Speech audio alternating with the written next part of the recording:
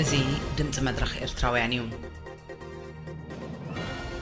دمت مدرخ بقانقوا تغرينيا سولوس عربن سنبتن بقوزات راي إرترا كاب ساعة شمون تخسب ساعة شاعة تمشت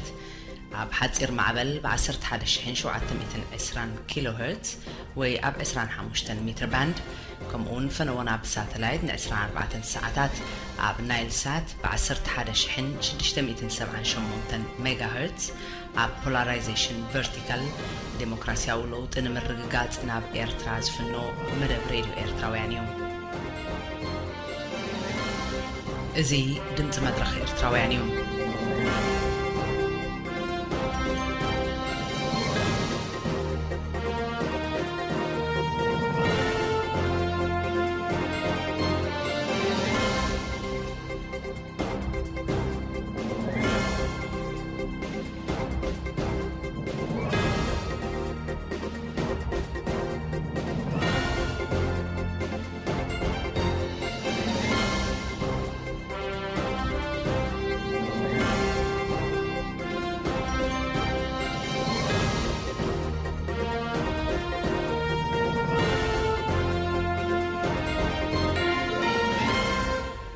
فيبن سولوموني سلام كمي تمسيو كبرى سمعتنا أمنا لومي سولوس عسرت تشعتن حاسة مدبنا مجمريا كم لمد زينا أخذت لابيلنا خاء أب كونتات زوبانا زتوكورتن تاني زينا دالينا لكم علينا أسعبنا مريحنت أب سفر العلاونت نايزب الحاتتا سالساين نايمود داتان كفال كنا قربينا بدحرزي مدبت عنا خسعبيو سناي مكتتالنا مني لكم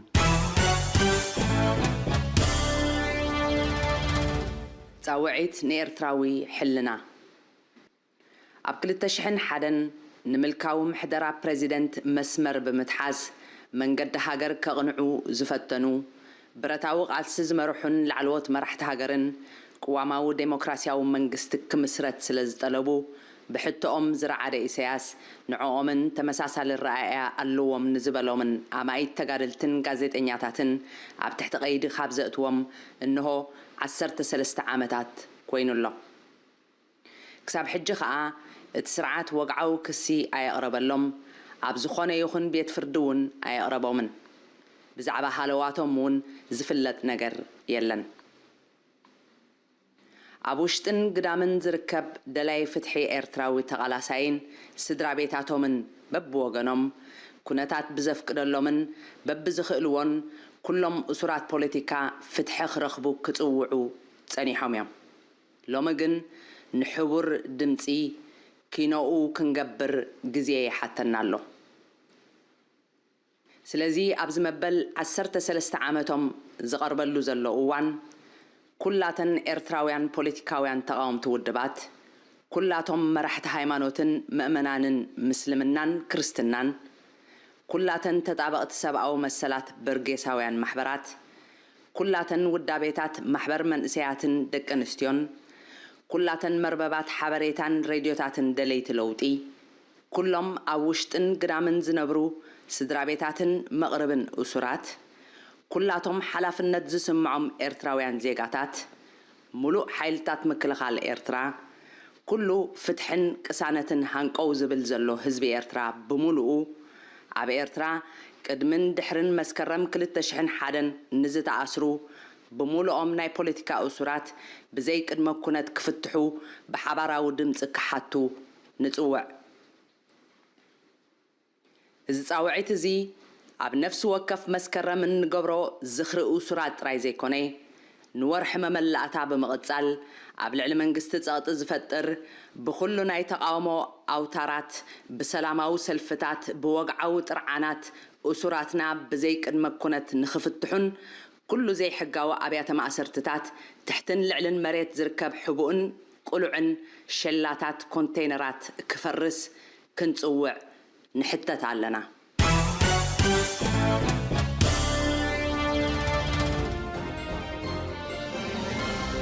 إزي دمت مدرخ إرتراويان يوم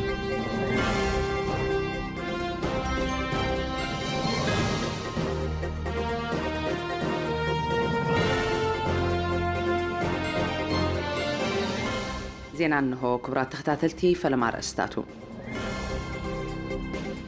مرباب حبريتا أزمارينو بإرترا نطفا قلقلوت كتب جميرا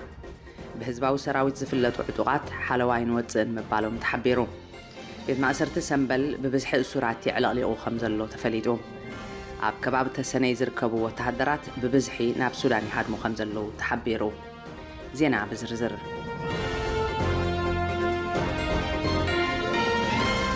تان عسرت شوعة عمتات أبا قلقلوت تركب زلا مربب حبريتا azmarino.com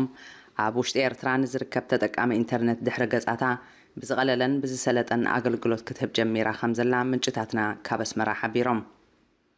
زي بتكنيشانات نايتا مربب حبريتا إنترنت بزغللن بزسلتن مخفات ككايد زنح فتنتات عوت مخانو دحر قزعتا أب حيدت كالي إتاتي خفت كمزلون كابوشت هاقر زترخ بحبريتا قليزوم إذن مرققات زتخالي مستطقمتي وشت هاجر بغطتا زتقبرناي فتنة مسرح مخانو تحبريتا بتوسخ فليتو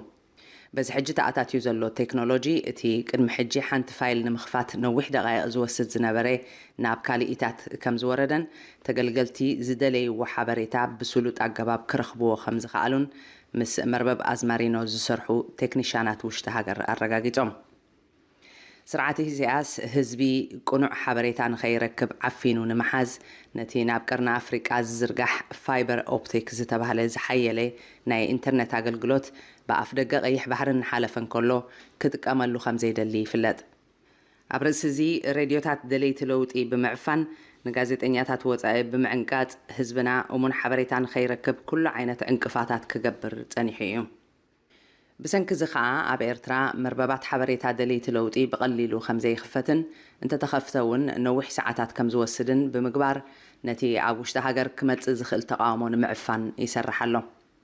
بتوساخي تسرعات أقلقلوت إنترنت نزقربو تكالات بمكوت زارن عبيتهم إنترنت كتقامون نزدليو تقاللتي واقع بمخبارن أقلقلوت إنترنت أخبيدو ويركب إذا حجي عوت مخانو زتحبرة تكنولوجي نزو خلو تقامات أم مفتحن مربب حبريتا أزمارينو أوشت إيرترا سلوت أقلقلوت كتهب زخئلن مخانو عبي بسراتيو يبلو تعذبتي أبسمرا بهزباو السراويت زفلتو أب وردي حالوا كباب زتوافرو عطوقات عبوتات نحنا كبيدونا إيو عبيتي إنايلوم حالوا موتا كمزا أبيو من جتات دمت مدرخ كابسمرا حبيرم اتي بإنبيتان ايزوم مابوتات زتشبر سرعات نزب زملكت هتوت آخيبا نلوم السولوس عسرت تشعتنا حاسد صويعو خمزلو تزينا بتوسخ حبيرهم اتو مابوتات نزتقامو زلعالو بعد مزدفقو بمخانم مودما نسوم نحالوا أبزو فرلو اوان سدرابيتاتهم نتي نداقد دزمت زلو سرقن عمتن يقال عالوا بزبلن مخانم اتحبريتا عفليتهم إذا خمزيلون كلو تسرعات نزوم عبوتات كم مقطعتي ناب مقطوت كي وحفرم فرح خمزلو تحبيرهم اتهم حزباو سراويت كساب دك 8 زعد مئام شماقلتات زركبوهم كوينهم قال خابعاتهم دما بحكمنا زترقاقتي نور حمام شكوريان دم بزحن سنكلنان زتتقعو مخانم يفلد إذا ناي حجة أخيبا نتي أدما نمتهدداء تباهيلو بعزز تعغور سراويت كقبر مخانو تم من جتات حبيرهم أب تمساسال زينا أبسمرا أبزوان نحنت لترو بنزين 8 نقفا بتيحو خمزلو من جتاتنا حبيرم إذن دانا هرزمت زلو واقا ندادي اتي نابت هاجر بكونتروباندا زاتو زنبر ندادي بوتحدراو فينانسا سلستخل كلامخانو دما تفليتو أبسمرا زركب بيت معسرتن تحدثون سنبل ببزحي أسرات علقليقو خمزلو من جتات دمت مدرخ حبيرم اتو من جتات نتو قداي أقادي دوو زلو عبيات فردي بمخنيات كرامات بمعتاونن قبنات قلطف وساني بزي مركابو من يبلو بمسرة حبريتا من جتاتنا بسنكزي أب حانت كاميرا كساب 300 زبطحو أسرات كمزلو يفلت أب رأسزي أب كاميرا حموشتن شدشتن بزحات ناي مروح حمومات كم زركبوهم زدما نتوم دروب بز حساب عقلهم تقبيبوهم زلو أسرات توسخ جنكات مخانو يفلت اتوم منجتات بتوسخي أسرات بوحد حكمنا كم زساقيون حكمنا وأقل قلوتها بزحات تلو قلتوف حكمنا وحاجز كم زي وهابا من يحبرون ኣብ ተሰነይን ከባቢኣን ዝርከቡ ወተሃደራት ብብዝሒ ናብ ሱዳን ይሃድሙ ከም ዘለዉ ምንጭታት ድምፂ መድረኽ ካብ ከሰላ ሓቢሮም እቶም ዝሃደሙ ወተሃደራት ንምንጭታትና ብዝሃብዎ ሓበሬታ መሰረት ምኽንያት መህደሚኦም እቲ ዘካይድዎ ዘለዎ ሃገራዊ ኣገልግሎት ንህዝብን ሃገርን ንምግልጋል ዘይኮነ ናብ ጁባ ሓለፍቲ ዝኣቱ ኣድካሚ ናይ ሕርሻ ዕዮ ብምውፋሮም ምዃኑ ገሊፆም እዞም ወተሃደራት ንምንታይ ዝንሕና ቀትርን ለይትን ብዋርድያን ብዘይ ዕረፍትን ዝደኸምናሉ ሕርሻዊ ምህርቲ መምልእ ጁባ ሓለፍቲ ዝኸውን ዝብል ሕቶ ተቃውሞ ከም ዘስምዑ እንተኾነ ግን ሕቶኦም ጸማም እዝኒ ስለ ዝተዋህቦም ካብ መጻወቲ ወተሃደራውያን ሓለፍቲ ምዃን ናብ ስደት ብምኻድ ህይወቶም ክመርሑ ከም ዝወሰኑ ብተወሳኺ ሓቢሮም ኣብ ርእሲ እዚ እቶም ወተሃደራት ግቡዕ ዕረፍቲ ከም ዘይወሃቦምን በንጻሩ ዕረፍቲ ደንጉኻ ተባሂልካ ናብ ተሃድሶ ትለኣኽን ትስደድን ብምባል ምረቶም ይገልጹ ወላ እኳ ብሰንኪ ክራማት ካብ ተሰነይ ናብ ሱዳን ምስጋር ምቹእ እንተዘይኮነ እዚ ኩነታት ግን ነቶም ወተሃደራት ክዓግቶም ከም ዘይከኣለ መዓልታዊ ናብ ከሰላ ይኣትዉ ከም ዘለውን ምንጭታትና ሓቢሮም ንሎሚ ዝተዳለወ ዜና እዚ እዩ ነይሩ ክቡራት ተኸታተልቲ እዚ ድምፂ መድረኽ ኤርትራውያን እዩ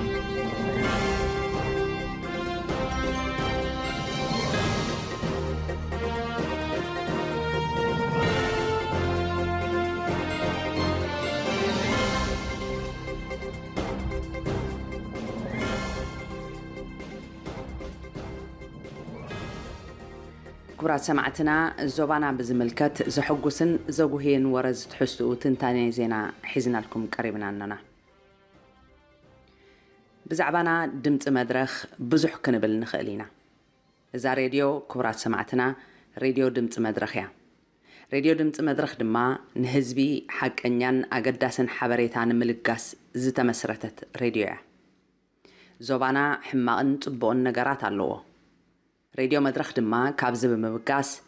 ናብዚ ዞናዊ ምዕባልየታት ዘተኮረ መደባት ሒዛትልኩም ክትቀርብ እያ ንናይ ዞባና ቀርኒ ኣፍሪቃ ፖለቲካውን ዲፕሎማስያውን ኩነታት ዘንጸባርቕ ርእይቶ ምሃብን ዞባና ናበይ ገጹ የምርሕ ምህላው ንምትንታንን ኣገዳስነቱ ብምርዳእ ኢና ድማ ህዝብና ነዚ ሓበሬታ ናይ ምፍላጥ መሰል ኣለዎ ብምባል ነዚ ሰሙናዊ መደብ ኣተኣታቲና ዘለና ስለዚ ቀንዲ ዕላማ ናይዚ መደብ ህዝቢ ብኸመይ ንኹነታት ሃገሩን ዞባኡን ተረዲኡ መሰሉ ብኸመይ ይጣበቐሉን መሰሉ ንምርግጋጽ ብኸመይ ይሰርሕን ንምስትምሃር እዩ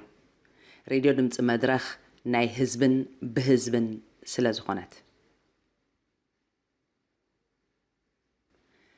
ብዛዕባ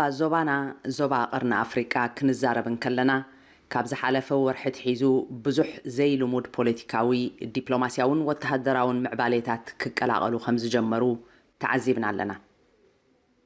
እቲ ዜናታት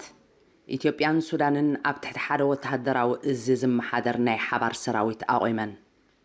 ቀዳማይ ሚኒስተር ኢትዮጵያ ኣቶ ሃይለማርያም ነቲ ኣብ ኤርትራ ዘሎ ብሓደ ሰብ ዝምራሕ ስርዓት ክንኣልዮ ኢና ይብል መንግስቲ ኣሜሪካ ንፕሬዚደንት ኢሳያስን መራሒ ሱዳን ዑመር አልበሽርን ኣብቲ ኣብ ዋሽንግተን ንቁጠባዊ ርክብን ሽርክነትን ኣሜሪካን ኣፍሪቃን ዝምልከት ጉባኤ ኣይተዓደሙን ራሻ ኣብ ኤርትራ መጠነ ሰፊሕ ወተሃደራዊ ታዕሊም ክተካይድ እያ ክብል ሰሚዕና እኩብ ድምር ናይ ዝሕጂ ንዕዘቦ ዘለና ዲፕሎማስያውን ፖለቲካውን ምዕባሌታት ድማ ዞባና ናበይ ዝብል ሕቶ ከልዕል ንቡር እዩ እቲ ነዚ ምዕባሌታት ክከታተል ዝጸንሐ ሰብ ድማ ነዚ ኣብ ዞባና ዝቀላቐል ዘሎ ዝሑል ኩናት ምዕራግ ፖለቲካውን ወተሃደራውን ኩነታት ኢትዮጵያን ኤርትራን ዝዝንግዖ ኣይመስለንን ዞባና ስለዚ ኣብ ዘይተጸበናዮ ፖለቲካውን ዲፕሎማስያውን ቅልውላው ትርከብ ከም ዝፍለጥ ኤርትራን ኢትዮጵያን ድሕሪ ካብ 98 ክሳብ 2001 ዝተኻየደ ዶባዊ ግጭት ዲፕሎማስያዊ ርክባተን ኣቋሪፀን ዝርከባ ሃገራት እየን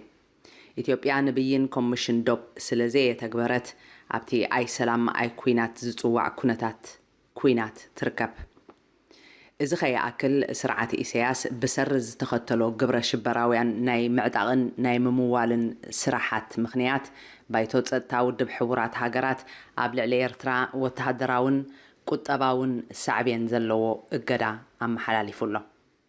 ነዚ ኣብ ምስላጥ ሃገራት ኢጋድ ዓብይ ተራ ከም ዝነበረን ክዝንጋዕ ኣይግባእን። ዞባና ብሰር እዚ ዝጸንሐ ሕሉፍ ምትልላኽ ዘይተፈትሐ ደባዊ ግጭትን ምዕጣቕን ምዕስካርን ናይ ሓድሕድ ተቃወምትን ኣብቲ ኣፋፍ ኩነታት ምጽንሑ ይፍለጥ። እዚ ዝሓለፈ ሰሙን ብቀዳማይ ሚኒስትር ኢትዮጵያ ናይ ኤርትራ ስርዓት ንምቕያር ለውጢ ናይ ስትራቴጂ ነቲ ጉዳይ ከም ዝዓርግ ከም ዝገበሮን ብዙሓት ኤርትራውያን ንኢትዮጵያውያን መርበብ ሓበሬታታትን ውልቀ ሰባትን ነናቶም ርእይቶ ክህብሉ ከም ዝቐነዩ ክዝንጋዕ ኣይግባእን። ጸጥታ የመን ናይ ኢትዮጵያ ትካል ጸጥታ ንመራሒ 20 ጉንበት እንዳልካቸው ጽጌ ምርካቡ ነቲ ኣብ መንጎ መንግስቲ ኤርትራን የመንን ዘሎ ዝሻሕከረ ዲፕሎማስያዊ ርክብ ናብ ዝለዓለ ጠርዙ ከም ዘብጽሖ ክዝንጋዕ ዘይብሉ ሓቂ እዩ። ኣብ ርእሲ እዚ ሰራዊት ኢትዮጵያ ኣብ ከባቢት ዘሰሓሕብ ዶባት መጠነ ሰፊሕ ወተሃደራዊ ታዕሊም ከካይድ ምቕናዩን ቅድሚ ሕጂ ሰራዊት ኢትዮጵያ ዶባት ኤርትራ ጥሒሱ ብምእታው ንማዓስከራት ተቃወምቲ ውድባት ደምሲሰ ዝብል ጸብጻቡ ይዝከር። ብተወሳኺ ብዝዛመድ ኣብ ኢትዮጵያ ዝመደበሮም ዕጡቓት ተቃወምቲ መጥቃዕትታት ኣካይድና ይብሉ ምህላዎምን ዝተወሃሃደ ወተሃደራዊ መጥቃዕቲ ክንገብር ኢና ዝብል ዜናታት ይቃላሕ ምህላውን ነቲ ኩነተ ኩናት እቲ ዞባ የንጸላልዎ ከም ዘሎ ዘጠራጥር ኣይኮነን። ብኻልእ ሸነኽ እቶም ኣብ ውሽጢ ኤርትራ ብብዝሒ ዓስኪሮም ዘለዉ ልዕሊ 50,000 ዝበጽሑ ኣባላት ዴሞክራስያዊ ምንቅስቓስ ህዝቢ ትግራይ ወይ ደምሒት ኣብ ዝሓለፈ ሰሙናት ኣብ ከቢድ ወተሃደራዊ ታዕሊም ተጸሚዶም ከም ዘለዉ ምንጭታትና ካብ ኣስመራ ሓቢሮም። እዚ ሓይሊ እዚ ከምዚ ዓይነት ምድላዋት ምግባሩ ነቲ ዘይተርፍ ዝመስል ኩናት ምድላዋት ምግባር እዩ ድማ ይብሉ ምንጭታት ድምፂ መድረኽ። እዚ ከምዚ ኢሉ እንከሎ እዚ ብክልቲኦም መንግስትታት ዝረአ ዘሎ ምድላዋት በቲ ሓደ ወገን እቲ ሕጂ ኣብዚ ሰሙን እዚ ኣብ መንጎ ኢትዮጵያን ሱዳንን ዝተኣትወ ናይ ሓባር ሰራዊት ናይ ምቋም ስምምዕ በቲ ካልእ ሸነኽ ክርአ እንከሎ ኣብቲ ዞባ ሓደ በቐሊሉ ክትርድኦ ዘይከኣል ምዕባለ ይቀላቐል ምህላው ንምርዳእ ብዙሕ ዘጸግም ኣይኮነን። እዚ ዝተኣትወ ስምምዕ ንመንግስቲ ኤርትራ ናይ ምንጻል ስራሕ ንምክያዶስ ካልእ ክረኣየና ዘይከኣለ ንምስፍሕፋሕ ግብረ ሽበራውነት እዩ ተገይሩ ዝተፈልጠ ንጹር ዕላማ የለን። መንግስቲ ሱዳን ወላ እኳ ምስ መንግስቲ ኤርትራ ኣብቲ ዞባ ዝሓሸ ዲፕሎማስያዊ ርክብ ዘለዎ መንግስቲ እንትኾነ ተገላባጥን ንነዊሕ ዘይጸንሕ ፖለቲካዊ ርክባት ዝኽተል ምዃኑን እዚ ናይ ሕጂ ስምምዕ ዕላምኡ ንምግማት ዘይንጹር እዩ። ኣብዚ ክዝንጋዕ ዘይብሉ መንግስቲ ካርቱም ምስ መንግስቲ ኣስመራ ዘለዎ ርክባት ስልታዊ ፖለቲካዊ ዲፕሎማስያዊ ርክብ ምዃኑ ምስ ኢትዮጵያ ዘለዎ ንማይን ሓይሊ መብራህትን ዝምልከት ግን ኣዝዩ ዝዓመቐ ምዃኑ እዩ። ሱዳን ካብ እገዳ ክሳብ ካልእ ናእሽቱ ስጉምትታት ምስ ኢጋድ እምበር ኣብ ጎኒ ኤርትራ ብምዃን ንኤርትራ ደገፋ ሂባ ኣይትፈልጥን እያ። ኣብዚ ብተወሳኺ ዝንጋዕ ዘይብሉ ሱዳን ኣባል እቲ ብሰንዓ ፎረም ዝፍለጥ ስሉስ ኪዳን ምዃና እዩ። እዚ ስሉስ ኪዳን ኢትዮጵያ፣ ሱዳን፣ የመን ዝርከብኦ ኮይኑ ንተቃወምቲ ስርዓት ኣስመራ ኣብ ምትእኽኻብን ዲፕሎማስያውን ወተሃደራውን ሓገዝ ኣብ ምልጋስን ዝርከብ ኪዳን ምዃኑ ክፍለጥ ይግባእ። ስለዚ እዚ ስምምዕ ነቲ ኣብ ምኽሻን ዝርከብ ዞባዊ ጽልዋ ዝህልዎ ኩናት ስርዓት ኣስመራን ኣዲስ ኣበባን ነቲ ዘይተርፈ ዕናዊ ሳዕቤናቱ ኣለሊኻ ንዕኡ ንምእላይ ዝግበር ዘሎ ምቅርራብን ክኸውን ይኽእል ይብሉ ተንተንቲ። ስለዚ ትንታኔ ቀርኒ ኣፍሪቃ መጋበርያ ሓያላት መንግስትታትን ዝሑል ኩናትን ምዃኑ እዩ ወይ ድማ እቲ ዞባ ብግዜ ናብ ክግመት ዘይኽእል ሓድሕዳዊ ኩናት ዝካየደሉ ዞባ ክቕየር ምዃኑ ዘጠራጥር ኣይኮነን። ኣብዚ ድማ ሰላም ይኹን ዴሞክራሲ ክስስነሉ ዝኽእል ኩነታት ክፍጠር ዘይምዃኑ ሞያውያን ድምፂ መድረኽ ይገልጹ። ኣብዚ መጽእ መደብ ኣርማጌድን ዞባ ቀርኒ ኣፍሪቃን ተግባራውነቱን ዝብል ንስርዓት ኢሳያስን ዝካየድ ዘሎ ዲፕሎማስያዊ ፖሊሲታትን ዝትንትን ናይ ዜና ትንታነ ሒዝናልኩም ክንመጽእ ኢና። እቲ ሓቅን ሓሶትን ናይ ምምርማር ሓላፍነት ግን ናትኩም ናይቶም ሰማዕቲ ድምፂ መድረኽ እዩ። ድምፂ መድረኽ ብርእቶታትኩምን ነቐፌታኹምን ዝሰሓል መደበር ሬድዮ እዩ።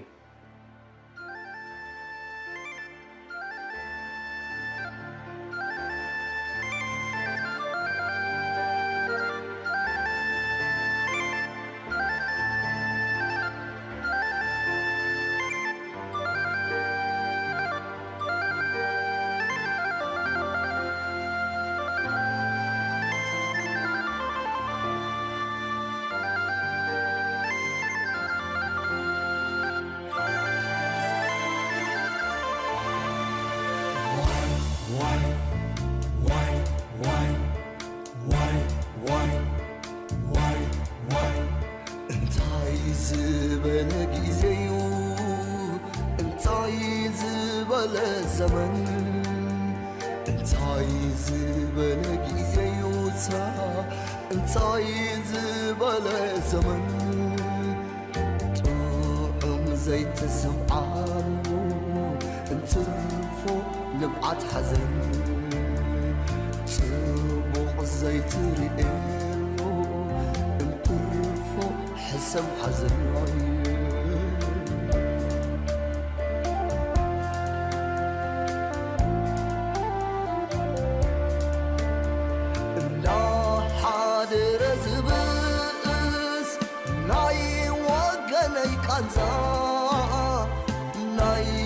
ሕዋተይ ቃንዛ ብውሻ ተብዳም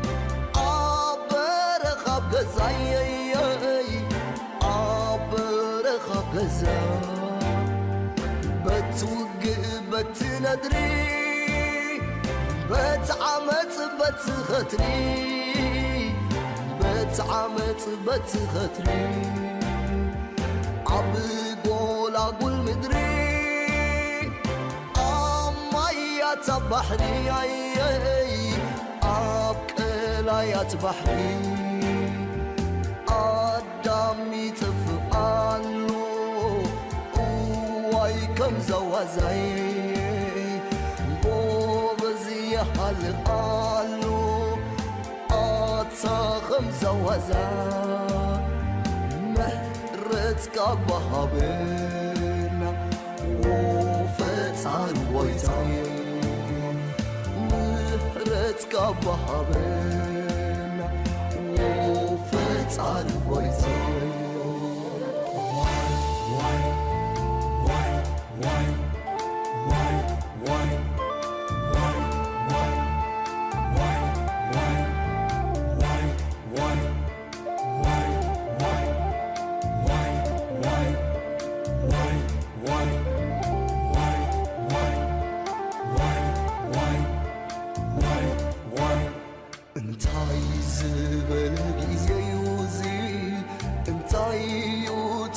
ዘመን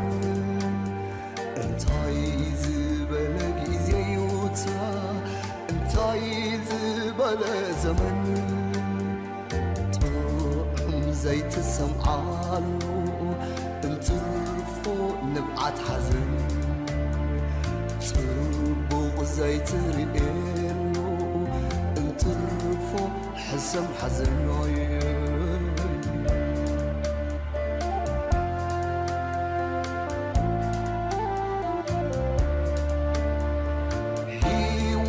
تغير زوات خاب عدي زوات خاب عدي كي بتصحنا كرعتاي تريف من قدي تدبي من قدي رقيب وزلواي تلوه ولادي تخبر ولادي ريوندا ساني سخنتي رغبدي تحمس غبدي آدمي تفقالو أتخم زوازي بوبزي حلقالو زوازا مهرتك عنو هابنا وفتار ويتاي مهرتك عنو هابنا وفتار ويتاي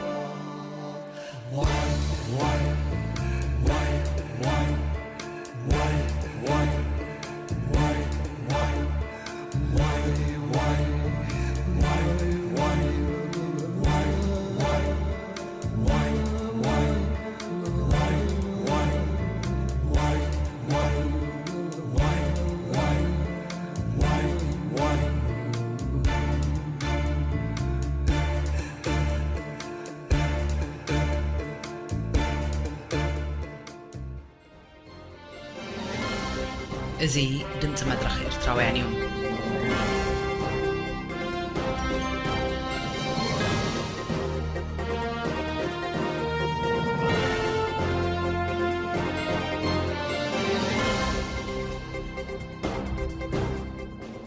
መሪሕነት ኣብ ስፍሪ ልዑላውነት ሳልሳይን ናይ መወዳእታን ክፋል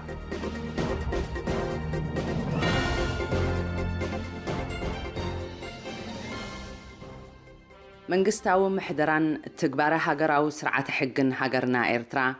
ውሕስ ክኸውን ዘይኸኣለ ካልኣዊ ጠንቂ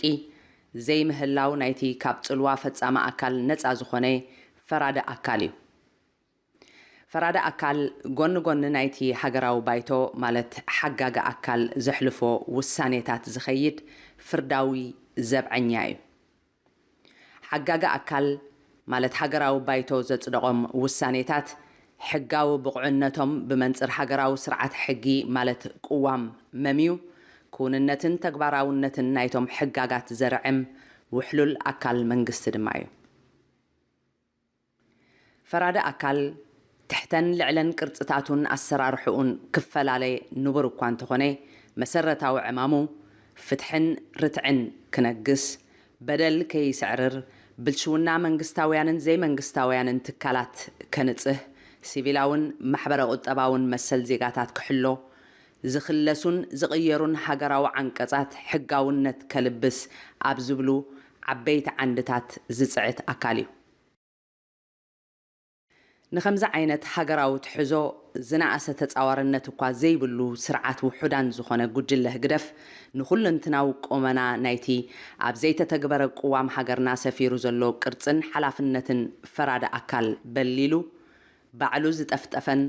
ንጸቓጢ ዘቤታዊ ፖሊሲታቱ ክውን ዝገብራ ንኡሳንን ብወተሃደራዊ ባህሪ ዝተጎልበባን ኣብያተ ፍርዲ ኣቑሙ ርኽበት ፍትሕን ርትዕን ብቡሶላ ኢሰብኣውነቱ የማእዝኖ ምህላው ካብ ዝኾነ ዜጋ ዝሕባእ ምስጢር ኣይከውንን። ኣበየ ከባቢታት ሃገር ተደኲነን ብዘይ ዝኾነ ሕጋዊ ብቕዕነት ዜጋታት ዘንገላት ዓዘለዋ ምስጢራውያን መዳጎን ማዓስከራት ኣብ ጠቕሚ ጉጅለ ህግደፍ ዝበሊ ዘሎ ጉልበትን ግዜን መንእሰያት ብዘይ ተሓታትነት ዝዝረፍ ዘሎ ጸጋታት ሃገራዊ ግምጃ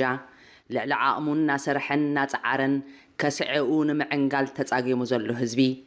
ኣብ ፍርያም ዕድሚኡ ምዕቡል ትምህርቲ ተሓሪምዎ ዘሎ ኤርትራዊ ኮተቴ መሰል መልዕልኡ ተሰዊርዎ ዘሎ ሽምጉል ፍቆዶ ስደት ዝሃልቕ ዘሎ ዜጋን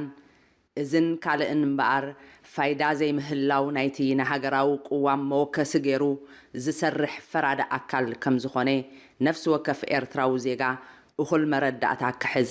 ተመራፂ እዩ። ፍርዲ ኣብ ተመልሶ ሕጊ ዝሕቆፍ መስርሕ ውሳኔ እዩ።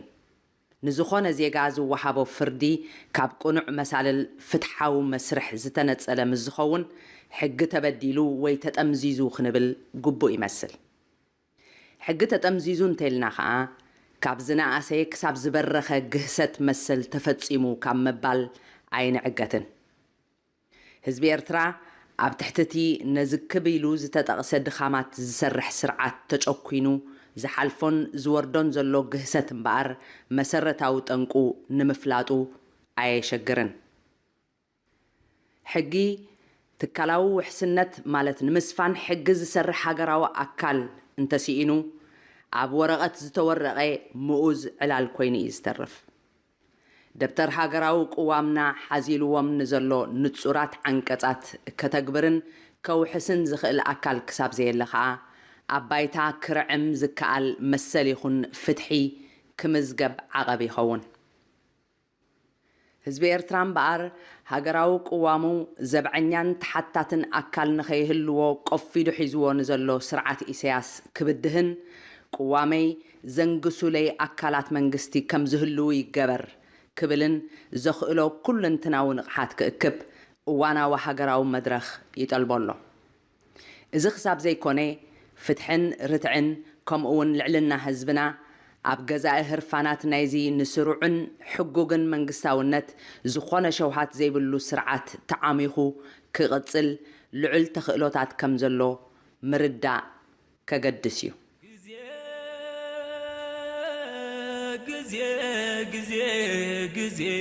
غزي واي غزي طعنا هبلاي غزي خمعلكي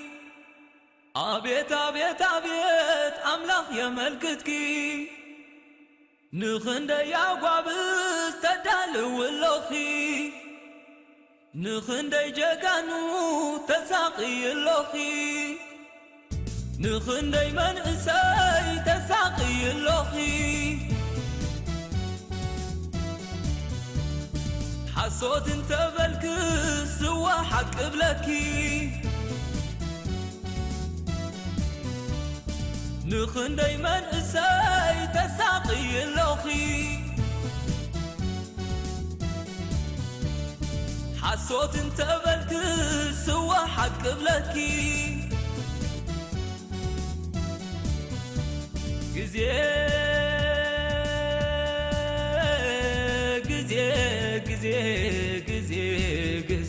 واي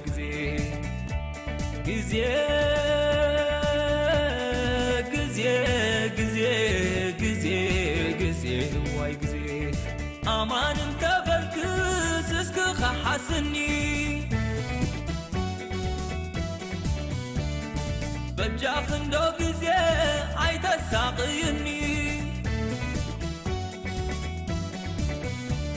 لومس يا أغلني رساي كيزورني زي حلف تقوينو قرطو نقرني كابزل قواسي موتا يحبني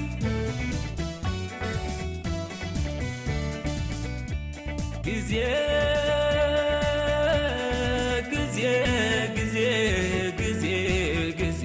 واي غزي ناي لبيك الزعرب غزي فقد اللي أنا خندي غزي كمثيل من باري سوا خنت عامك وينو زسرحي سوا خنكتنك وينو زحداري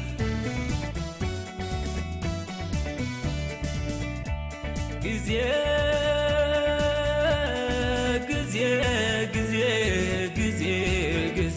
واي غزي أب غزا يانجي سرح كم زلوني تزور يوعل سرح كم زلوني تزور يوعل كسعب زدخمني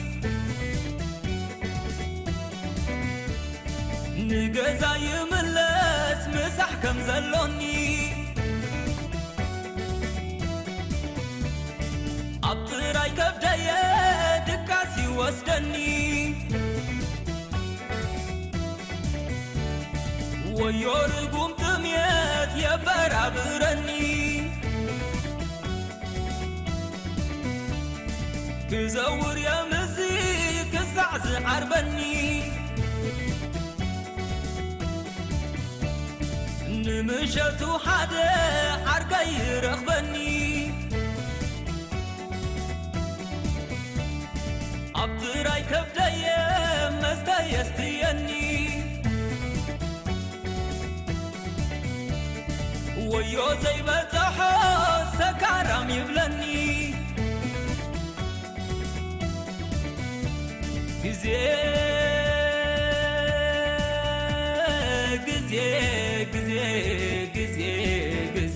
واي غزي انت بلكو عركاي حجز يا أغلني أبطراي كبدايا بزح كي قد أني اخلي زي لخفكو سقعها عركني ገንዘብ ወንሃበኒ ድራርኩ ኾነኒ ተበልኮ አብሽዑ በቲሑ ዓርከይ ጠልመኒ ጊዜ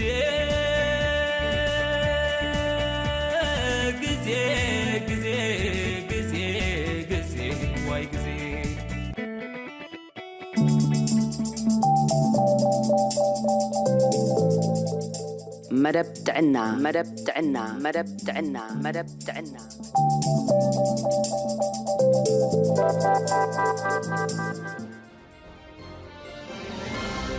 إزي دمت مدرخ إرتراويان يوم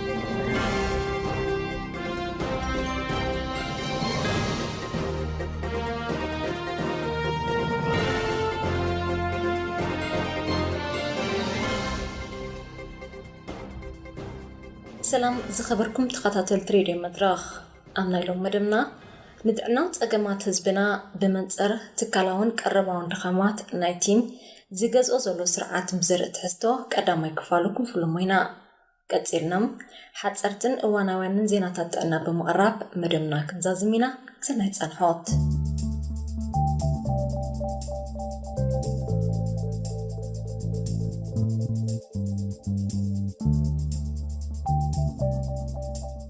ኣብ ሰፊሕ ክፋላት ሃገር ክንዚ ትካላት ጥዕና ተኸፊተን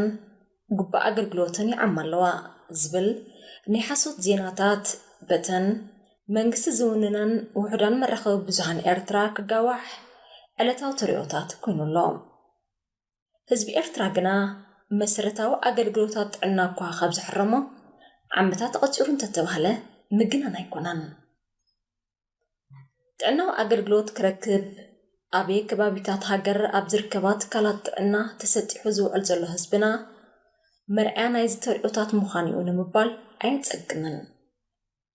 مدهانيتات عقم السبن زي بلند كلات عنا هاجرنا كم تنبور أجر جلوتاتني في تسمالوها زي سمع زيناتات سرعة تقدفتا كابين نمنتين زنقل الكامحتات أجد أسيوم اتمنسي قليلا حاتيرنيو نسوغا نزبي محبرا فتحي اي تحرمك كانيلكا نمئمانمو النات تاللكا جيزين معداق زعلما مخانيوم هزبي ارترا نزقل الحماماتوكا زفوس مدحانيتات ابتكالات عنا حاسويلو كركب زيك الالوانيو بزيحو زولو تكالات عنا هاقرنا دامو هنساتات سلستواردلن كسر حيخ الادين كيلاتات عنا هاقرنا ببحادة سبو حادة بزمسل كونات ناب قرباب تهاقرات الناقعزو هزبي زرليوت عناو أقلقلوتات كابي اخرخبو تعناو تأقامات بتفترعون سبامتون تنكتات زنك المحبراو كناتيو هزبي أرترا عاب تحتزيزو سرعات كابس قرن قبو محبراو قرب تناتيفو الإلكا كتزارب ستسكميو كم تعبينو خاا بستفلاليو محبرا قطواو دخامات زنقلو حالو تعناو تأقامات كساقن يساقن الله نايزيك عند تحتات سرعات دمه هقدفيو هزبي بسنكز سرعات زموت زلوت عناو تأقامات كفوصلو زخل كقربات يسئن بملاو أبكبيت شقر ودي الله ازين من تاي تدليو انت دايلنا سرعات قدف منواح ناي سلطانو نموحاس هزبي أرترا بخمزن كالأن محبراو تأقامات تدقيمو أمنا أشتو ناينا براه فتحات جيزيون قلبوتون كهلخمو نقوقيا كايداتات ناي سرعات كرسع سلستدليو حدا هزبي تعنقو كحلوالو زخل تعناو تحت أرضين تزيبلو نهاقراو هنسات حان تهاقر عبك سارا كمزغانة ردو مخاني فلاد تعنقو ملو حبرة سب زلعال عقمين معبالن مغيرو المخانو أبردئتو قاعدتو زلو ايوم سرعات كدف مبار أبوليس تعنقو زغتلو أكايداتات مزحك أزي كتقاربو عين تسقق من يوم زيناتات عنام أم عبلات كتماتات زنبرو قلعو كابتو ما بقطرات زنبرو بحمامات أزمان ألرجن بزلعالة كمستقعو أب يونيفرسيتي كولورادو بولدرز تخيد حدش مصنعتي أركاكيتهم بمسرة تمصنعتي أب كتماتات زقمط قلعو نستفلالي مسروحات مقبتات سلازق قلعو بناي مقب ألرجي قطعالة كمستقعون بمنطق زقان حمامات أزمخ قلعو زخلهم مخنياتات زلعالة كمزخونه كفلت تخيلو لهم اتحدش مصنعت وسخو أبتم مستمسرحو مقبتات زركبو كيميكالو بأتاتات نهزانات كأتاوي تسقلوا كم زلون بمتقاس ولدي أبزلو قلتنك أخر إيو أتحساسيبون ልዑል ዓቐን ፀረ ርክሲ መድሓኒታት ምውሳድ ኣብ ዝተናውሐ ግዜ ጠንቂ ምኽሳዕ ወይ ከዓ ልዑል መጠን ክብደት ክኸውን ከም ዝኽእል ተሓቢሮም ኣብ ከተማ ኒውዮርክ ኣብ ዝርከብ ሕክምናዊ ማእከል ዝተኸደ እዋናዊ መፅናዕቲ ከም ዘነፅሮም ከም ኣሞክሲሊን ፔንሲሊን ዝኣመሰሉ መድሓኒታት ፀረ ርክሲ ልዕሊ ዓቐን ምውሳድ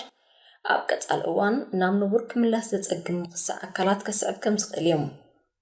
እቲ ኣብ ልዕሊ ናይ ላቦራቶሪ ኣናፁ ተፈቲኑ ናብ መደምደምታ ዝበፅሐ መፅናዕቲ ወሲኹም ልዑል ዓቐን መድሓኒታት ፀረ ርክሲ ዝወስዳ ደቂ ኣንስትዮ ድሕሪ ምውላደን በዚ ፀገማት ልዑል መጠን ክብደት ከም ዝሽገራ ኣገንዚቦም ልዑል ዓቐን መድሓኒታት ፀረ ርክሲ ዝወስዳ ነፍሰ ፆራት እውን እቲ ዝወልደኦ ዕሸል ብዝተፈላለዩ ሕማማት ኣዝማ ክጥቃዕ ልዑል ተኽእሎ ከም ዘሎ እቲ መፅናዕቲ ኣጠንቂቑ ዝኸበርኩም ሰማዕት ሬድዮ መድረኽ ንሎሚ ዝተዳለወ ትሕዝቶ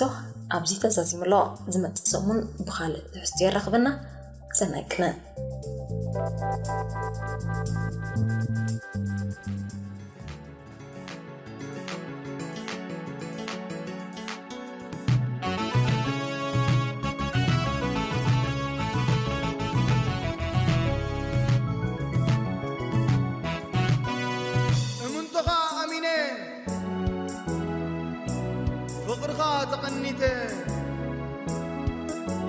نزل عالم ناتكا يهزبي ناتكي إريترا أسي أسي أسي أسي أسي أسي أسي أسي أسي كنت تمسديد سمع لائن التابة حكاية زمن كسانة وفويدا نولود ولدو بسامة خاخبار كتم حدنتك نزل عالم ينبر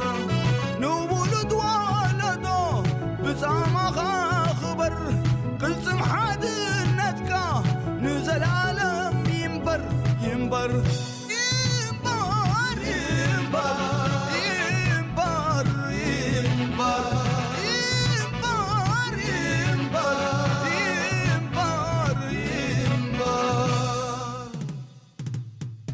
يبلالو نفسي كبغانا بغا برهان سبسري كان للأموانكا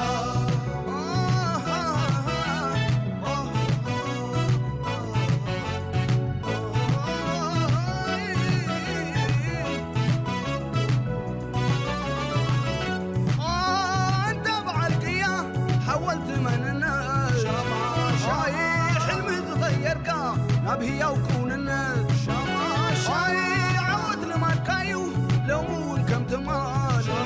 شاين هيدا سفادا ميرا زي كهم نبلبال شاين أغيلو زي ملس تعود يهزبي شاين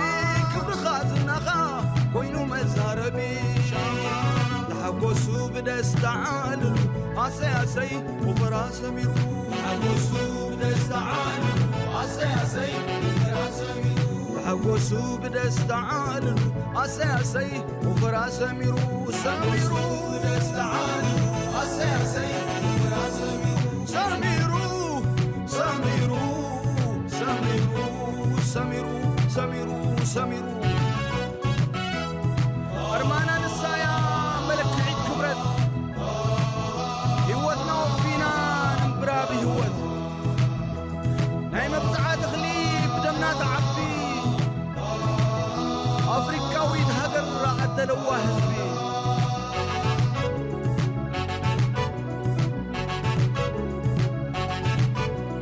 بوا كان هايمانوت بوانقوا بزرقي تمنيت كامكينوم كنفتو خابصلي دبزاز كرلو زمن كبز بلدنا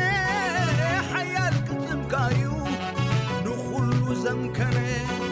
عقوس كمان بسا إريتراوي حياة مزنايا بالكان بوناتي لا بونت بونت بونت بونت بونت بونت بونت بونت بونت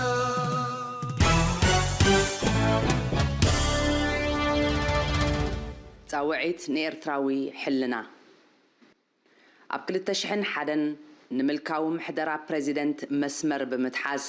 መንገዲ ሃገር ከቕንዑ ዝፈተኑ ብረታዊ ቃልሲ ዝመርሑን ላዕለዎት መራሕቲ ሃገርን ቅዋማዊ ዴሞክራሲያዊ መንግስቲ ክምስረት ስለ ዝጠለቡ ብሕቶኦም ዝረዓደ ኢሳያስ ንዕኦምን ተመሳሳሊ ረኣያ ኣለዎም ንዝበሎምን ኣማይት ተጋድልትን ጋዜጠኛታትን ኣብ ትሕቲ ቀይዲ ካብ ዘእትዎም እንሆ 13 ዓመታት ኮይኑሎ ክሳብ ሕጂ ከዓ እቲ ስርዓት ወግዓዊ ክሲ ኣየቕረበሎም ኣብ ዝኾነ ይኹን ቤት ፍርዲ እውን ኣየቕረቦምን ብዛዕባ ሃለዋቶም እውን ዝፍለጥ ነገር የለን ኣብ ውሽጥን ግዳምን ዝርከብ ደላይ ፍትሒ ኤርትራዊ ተቓላሳይን ስድራ ቤታቶምን በብወገኖም ኩነታት ብዘፍቅደሎምን በብዝኽእልዎን ኩሎም እሱራት ፖለቲካ ፍትሒ ክረኽቡ ክጽውዑ ጸኒሖም እዮም ሎሚ ግን ንሕቡር ድምፂ ኪኖኡ ክንገብር ግዜ ይሓተና ኣሎ ስለዚ ኣብዚ መበል 13 ዓመቶም ዝቐርበሉ ዘሎ እዋን ኩላተን ኤርትራውያን ፖለቲካውያን ተቃወምቲ ውድባት ኩላቶም መራሕቲ ሃይማኖትን ምእመናንን ምስልምናን ክርስትናን ኩላተን ተጣበቕቲ ሰብኣዊ መሰላት በርጌሳውያን ማሕበራት ኩላተን ውዳቤታት ማሕበር መንእሰያትን ደቂ ኣንስትዮን ኩላተን መርበባት ሓበሬታን ሬድዮታትን ደለይቲ ለውጢ ኩሎም ኣብ ውሽጥን ግዳምን ዝነብሩ ስድራ ቤታትን መቕረብን እሱራት ኩላቶም ሓላፍነት ዝስምዖም ኤርትራውያን ዜጋታት ሙሉእ ሓይልታት ምክልኻል ኤርትራ ኩሉ ፍትሕን ቅሳነትን ሃንቀው ዝብል ዘሎ ህዝቢ ኤርትራ ብሙሉኡ ኣብ ኤርትራ ቅድምን ድሕርን መስከረም 2001 ንዝተኣስሩ ብሙሉኦም ናይ ፖለቲካ እሱራት ብዘይ ቅድመ ኩነት ክፍትሑ ብሓባራዊ ድምፂ ክሓቱ ንጽውዕ እዚ ፃውዒት እዚ ኣብ ነፍሲ ወከፍ መስከረም እንገብሮ ዝኽሪ እሱራት ጥራይ ዘይኮነ ንወርሒ መመላእታ ብምቕጻል ኣብ ልዕሊ መንግስቲ ጸቕጢ ዝፈጥር ብኩሉ ናይ ተቃውሞ ኣውታራት ብሰላማዊ ሰልፍታት ብወግዓዊ ጥርዓናት እሱራትና ብዘይ ቅድመ ኩነት ንኽፍትሑን ኩሉ ዘይ ሕጋዊ ኣብያተ ማእሰርትታት ትሕትን ልዕልን መሬት ዝርከብ ሕቡእን ቁልዕን ሸላታት ኮንቴይነራት ክፈርስ ክንጽውዕ ንሕተት ኣለና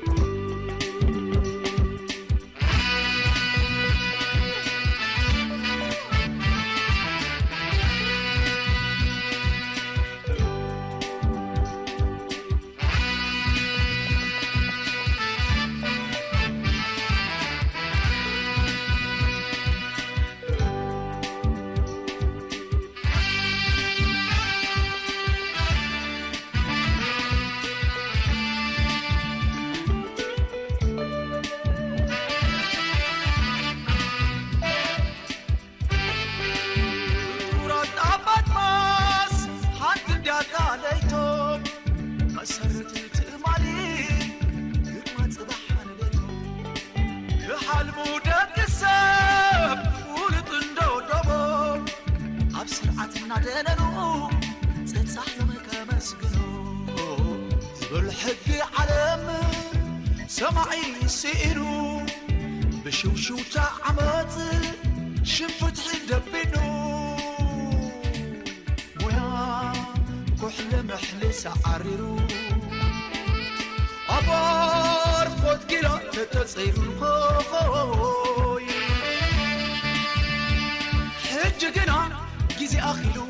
أبدو بصحاي تأميتونا ويتا صبح طعم دخاي حجقنا جيزي أخيلو نبدو بصحاي تأميتونا ويتا صبح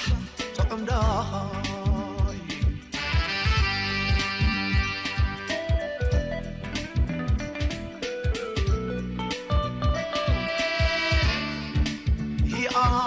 أخلكا ترتع بحقي يا أخلكا يا أخلكا وكيانوس حبتي يا أخلكا بالعلو معبل ساعات أي تزرقو بيتنا بيتنا يبلالو دمسو ساعات أي تتأمت بيتنا بيتنا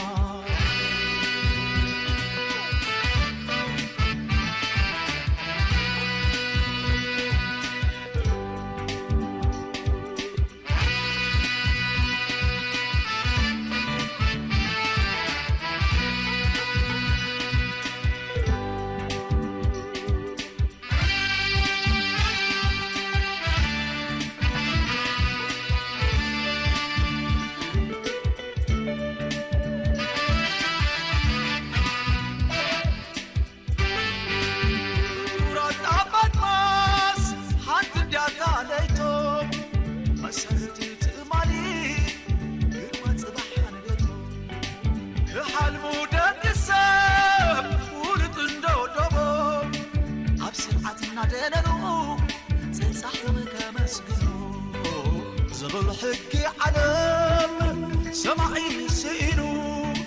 بشوشو تعمت شفت حدبنو ويا كحل محلي سعريرو أبار خد كلا تتسينو حجقنا جيزي أخيلو أبدوت صحاي تميتونا قويتا صبح طعم دخاي حجقنا جيزي أخيلو أبدوت صحاي تميتونا قويتا صبح طعم دخاي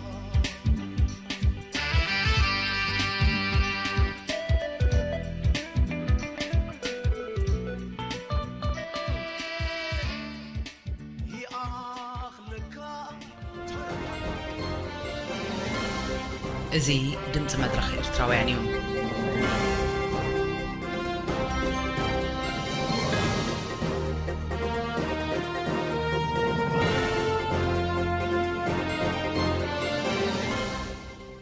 ዜና ክደግመልኩም ክቡራት ተኸታተልቲ። መርበብ ሓበሬታ ኣዝማሪኖ ኣብ ኤርትራ ንጡፍ ኣገልግሎት ክትህብ ጀሚራ። ብህዝባዊ ሰራዊት ዝፍለጡ ዕጡቓት ሓለዋይን ወፅእን ምባሎም ተሓቢሩ። ቤት ማእሰርቲ ሰንበል ብብዝሒ እሱራት ይዕለቕሊቑ ከም ዘሎ ተፈሊጡ። ኣብ ከባቢ ተሰነይ ዝርከቡ ወተሃደራት ብብዝሒ ናብ ሱዳን ይሃድሙ ከም ዘለው ተሓቢሩ። ዜና ብዝርዝር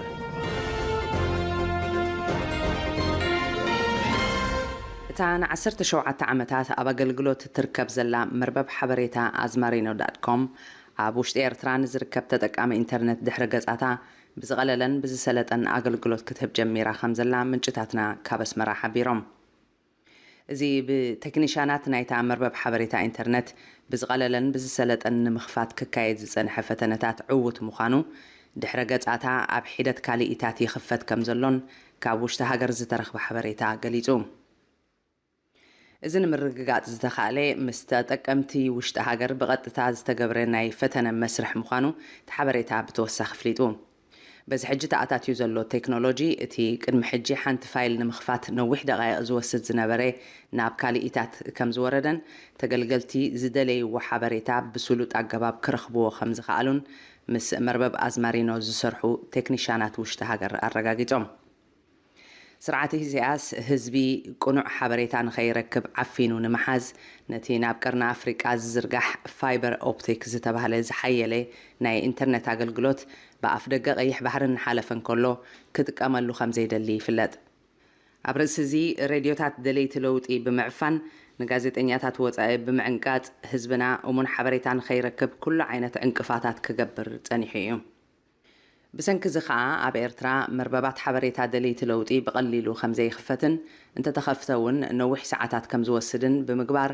ነቲ ኣብ ውሽጢ ሃገር ክመጽእ ዝኽእል ተቃውሞ ንምዕፋን ይሰርሕ ኣሎ። ብተወሳኺ እቲ ስርዓት ኣገልግሎት ኢንተርኔት ንዘቕርቡ ትካላት ብምቁፅጻርን ኣብ ቤቶም ኢንተርኔት ክጥቀሙ ንዝደልዩ ተጋደልቲ ዋጋ ብምኽባርን ኣገልግሎት ኢንተርኔት ኣኽቢድዎ ይርከብ። እዚ ሕጂ ዕውት ምዃኑ ዝተሓበረ ቴክኖሎጂ ነዚ ኩሉ ጸገማት ኣብ ምፍታሕን መርበብ ሓበሬታ ኣዝማሪኖ ኣብ ውሽጢ ኤርትራ ስሉጥ ኣገልግሎት ክትህብ ዘኽእልን ምዃኑ ዓብዪ ብስራት እዩ ይብሉ ተዓዘብቲ። ኣብ ኣስመራ ብህዝባዊ ሰራዊት ዝፍለጡ ኣብ ዋርዲ ሓለዋ ከባቢ ዝተዋፈሩ ዕጡቓት ኣቦታት ንሕና ከቢዱና እዩ ዓበይቲ ኢና ኢሎም ሓለዋ ምውፃእ ከም ዝኣበዩ ምንጭታት ድምፂ መድረኽ ካብ ኣስመራ ሓቢሮም እቲ ብእምቢታ ናይዞም ኣቦታት ዝተሸበረ ስርዓት ነዚ ብዝምልከት ህፁፅ ኣኼባ ንሎሚ ሰሉስ 19 ናሓሰ ፀዊዑ ከም ዘሎ እቲ ዜና ብተወሳኺ ሓቢሮም እቶም ኣቦታት ነዚ ተቃውሞ ዘልዓሉ ብዕድመ ዝደፍኡ ብምዃኖም እሞ ድማ ንሶም ንሓለዋ ኣብ ዝወፍርሉ እዋን ስድራ ቤታቶም ነቲ እንዳገደደ ዝመፅእ ዘሎ ስርቅን ዓመፅን ይቃልዓ ኣለዋ ብዝብልን ምዃኖም እቲ ሓበሬታ ኣፍሊጡ እዚ ከምዚ ኢሉ እንከሎ እቲ ስርዓት ነዞም ኣቦታት ከም መቕፃዕቲ ናብ ማእቶት ከየዋፍሮም ፍርሒ ከም ዘሎ ተሓቢሩ እቶም ህዝባዊ ሰራዊት ክሳብ ደቂ 80 ዝዕድሚኦም ሽማግለታት ዝርከብዎም ኮይኖም ገለ ካብኣቶም ድማ ብሕክምና ዝተረጋገፀ ንቡር ሕማም ሽኮርያን ደም ብዝሕን ስንክልናን ዝተጠቕዑ ምዃኖም ይፍለጥ እዚ ናይ ሕጂ ኣኼባ ነቲ ኣድማ ንምትህድዳእ ተባሂሉ ብኣዘዝቲ ዕቑር ሰራዊት ክግበር ምዃኑ እቶም ምንጭታት ሓቢሮም ኣብ ተመሳሳሊ ዜና ኣብ ኣስመራ ኣብዚ እዋን ንሓንቲ ሊትሮ ቤንዚን 80 ናቕፋ በፂሑ ከም ዘሎ ምንጭታትና ሓቢሮም እዚ እንዳናሃረ ዝመፅእ ዘሎ ዋጋ ነዳዲ እቲ ናብቲ ሃገር ብኮንትሮባንዳ ዝኣቱ ዝነበረ ነዳዲ ብወተሃደራዊ ፊናንሳ ስለ ዝተኸልከለ ምዃኑ ድማ ተፈሊጡ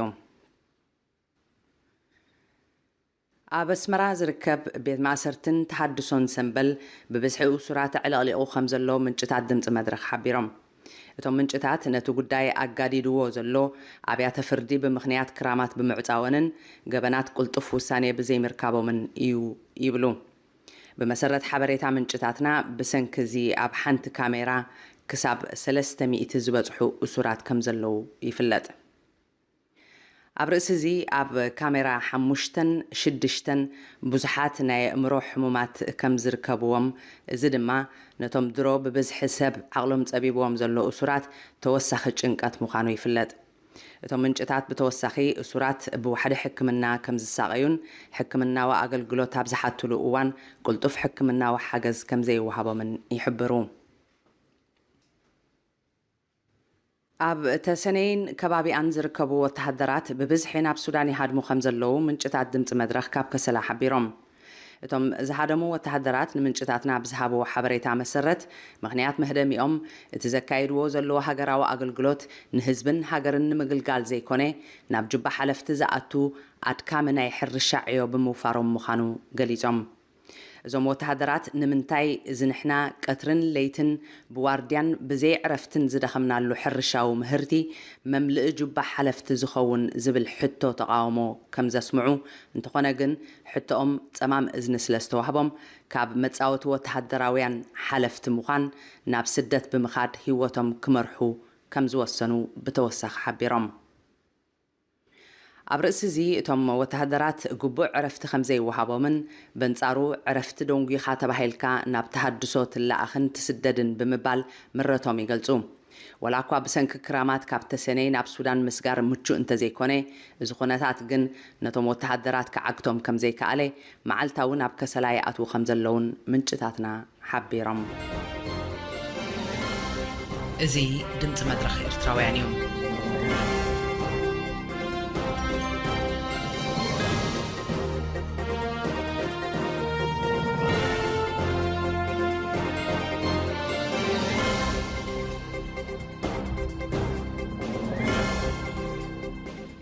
ኩራት ሰማዕትና ምክትታልኩም እንዳመስገና ኣብዚ ክንሳነበተኩም ዓርቢ ምሸት ምስ ካልኦት ሕዝቶ ክንምለሰኩም ኢና ክሳብ ሽዑ ከዓ ሰናይ ቅነ